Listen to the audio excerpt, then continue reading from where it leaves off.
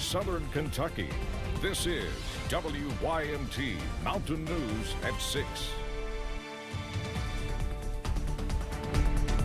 A final salute and farewell to a fallen hero. Scott County Deputy Caleb Conley was laid to rest earlier today.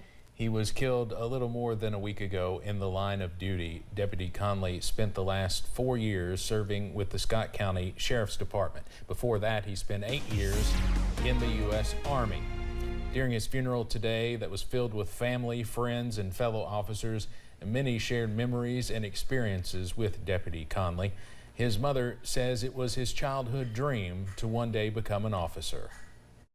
Since the age of 3, he would desire to become a police officer like his father and his uncle. He wanted to be just like them. So we cut down a gun belt for him to wear, made a tan uniform with patches, and stuffed a uniform hat with newspaper. He would ride his tricycle up and down the road in front of our house and had an authentic sounding siren. Deputy Conley was laid to rest at Battle Grove Cemetery in his hometown of Cynthiana in Harrison County. A long funeral procession brought Deputy Conley to his final resting place. That procession was filled with hundreds of police vehicles that drove from Scott County High School to Cynthiana. Along the way, the community came out to the route to say their goodbyes. Support for Conley has been overwhelming, and people came from across the country to honor him. Where I live, it's kind of every man for themselves, but here it's a real family, and I see that. Guvira's brother worked with Deputy Conley, and she says many are hurting after his death. Conley was later taken to his grave, and that burial ceremony just wrapped up a little more than an hour ago. It included a flyover, taps, and of course the final call as friends and family said their final goodbyes. More than 500 people followed the procession from Scott County to the cemetery to say goodbye to Deputy Conley.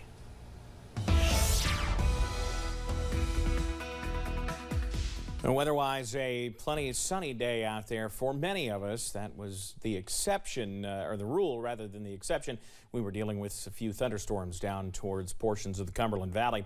Here's the view from our Pikeville Medical Center camera. All is sunny, all is quiet there. 81 with just a few fair weather clouds this evening. There you see we had a few downpours near Somerset and Lake Cumberland a while ago. Those are long since gone, but watching a developing downpour there, the thunderstorm there into the southeastern parts of Whitley County. That'll continue to push toward Interstate 75. So if you know anybody heading from Williamsburg down towards and into Tennessee, give them a heads up. You got a pretty heavy little thunder shower working their way into the region, but that's it. The southern parts of the region seeing a couple of thunderstorms, but that is just about it. Dew points are in the 50s and 60s. Temperatures is where we were going there in the low to mid 80s, even starting to rebound in areas that saw some showers a little bit earlier on with those temperatures in the upper 70s near Lake Cumberland. Your forecast first through the next 12 hours. Plenty of, starlight as we head through tonight. Mid and eventually lower 60s as we head through the rest of the evening. Guys, I'll have the very latest on when we start to feel a little bit more summer heat. Yeah, it's in a few minutes. Olivia? Thank you, Evan. One Letcher County man is facing charges following a complaint in Floyd County. Prestonsburg police responded to the call yesterday at Jenny Wiley Liquors in the Lancer community. When officers arrived, they found the car and the suspect, Orville Baker of Thornton. Upon further investigation, police discovered the car was stolen out of Pike County. Baker is charged with receiving stolen property, public intoxication, and several other charges. He was taken to the Floyd County Detention Center. Also in Floyd County, a man has been arrested after he was accused of stealing a trailer. The Floyd County Sheriff's Department says they brought 65-year-old Marty Hamilton of David into custody. The trailer belongs to the Floyd County Board of Education. The theft happened at Betsy Lane Elementary on Tuesday. Deputies say newly installed cameras at the school helped in the investigation. Hamilton was arrested, and deputies say they found the stolen property. 2 people are facing charges in Mingo County, West Virginia after being connected to drugs and pretending to be a police officer.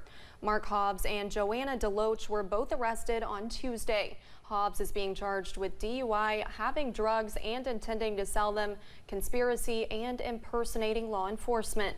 Deloach is also facing several drug charges. Last month, officials in Floyd County passed a new county ordinance centered around solid waste management.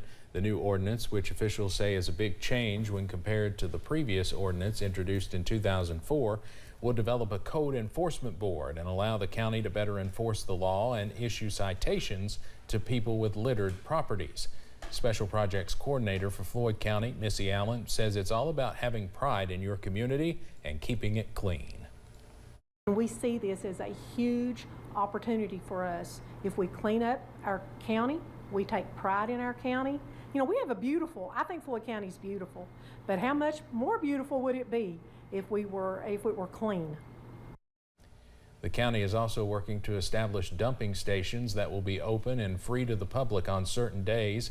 We will have much more about the ordinance tonight at 11. Recent data provided by Save the Children says that 50% of people living in Kentucky live in a child care desert. Meaning half of the people in the state struggle finding child care options in their communities. Today I met with the staff from Save the Children and State Senator Reggie Thomas as they visited 2 child care centers in an effort to solve this crisis. Senator Reggie Thomas of Lexington made stops at 2 child care facilities in Perry County on Thursday, saying his goal is to see firsthand what needs to be addressed in Frankfort. I want to see changes in regulations that really encourage people to go in the child care industry. You know, right now, the regulations are onerous, many are unfair, and you have child care providers across the state being treated differently. And that's not right. No differential treatment among anyone is not fair. And Sarah Hall, the Kentucky state manager with Save the Children Action Network, says their goal is for lawmakers like Senator Thomas to actually see the need. Our providers aren't making enough money in Kentucky. The average salary is $22,000 a year, and that's just not a livable wage. A lot of them can't afford their own child care.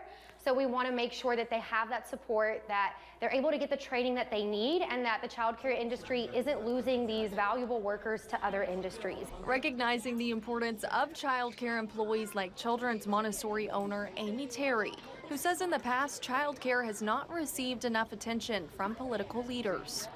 We're not glorified babysitters. We are educated, professional child care providers. And I really think that he got to see that the children getting quality meals, getting quality care, getting a foundation in learning. And our kids do leave here as readers. Our kids do get a good start on an education.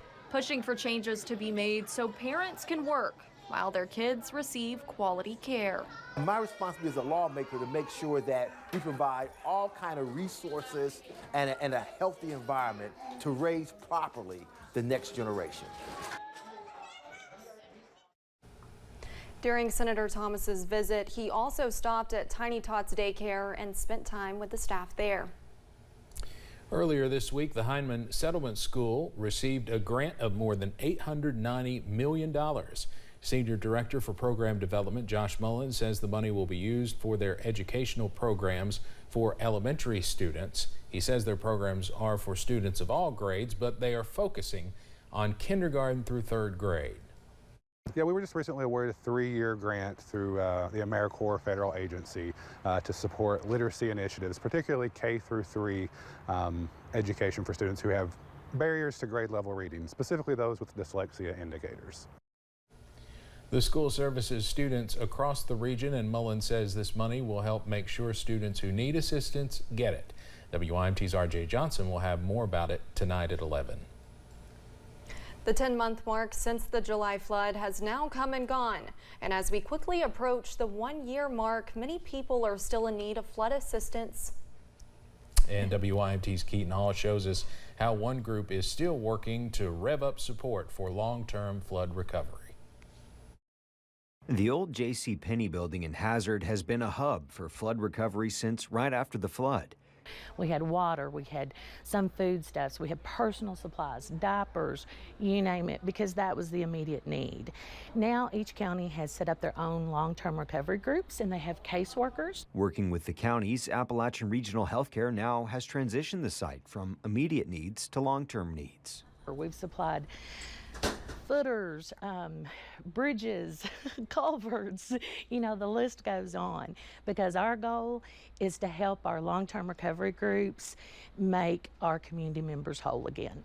Now, the ARH Foundation is raffling off a special item, with the proceeds going to Eastern Kentucky Flood Relief.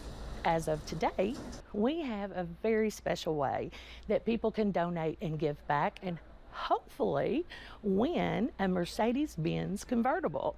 ARH Foundation Executive Director Angela Bailey says many families still need help, and she hopes this raffle will help bring attention to that. We still have thousands of individuals who are in homes that are not safe, or don't have a home, or are living in temporary homes. And so we're trying to get the word out and help people to understand this really isn't over. We need your help. Bailey says they're working to raise $100,000 in raffle tickets for the luxury car. In Perry County, Keaton Hall, WYMT Mountain News. If you would like to purchase a raffle ticket and have a chance at winning that Mercedes-Benz, you can go to arh.org/donate.